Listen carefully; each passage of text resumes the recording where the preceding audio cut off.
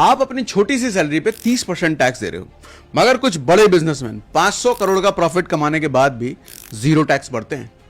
1985 में गुड़गांव में केपी सिंह नाम के बिजनेसमैन ने खेत खरीदे 50,000 पर एकड़। दिल्ली एक्सपेंशन के बाद सेम लैंड को बेचा 50 करोड़ पर एकड़। 1000 गुना रिटर्न, लेकिन टैक्स जीरो। क्यों? क्योंकि एग्रीकल्चर लैंड थी भाई साहब। ये रूल है।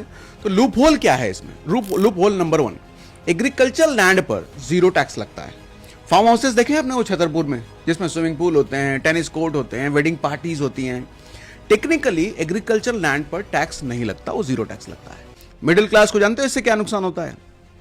इंडिया में टोटल इनकम टैक्स का 65 से 70% मिडिल क्लास सैलरीड लोग देते हैं।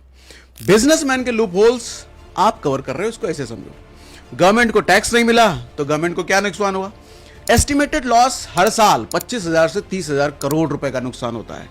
और ये अमाउंट से बन सकते थे 50,000 स्कूल्स, 5,000 हॉस्पिटल्स, 10,000 किलोमीटर के हाईवेज, लेकिन वो नहीं बनते क्योंकि ये रिच बिजनेसमैन को टैक्स बचाना है भैया।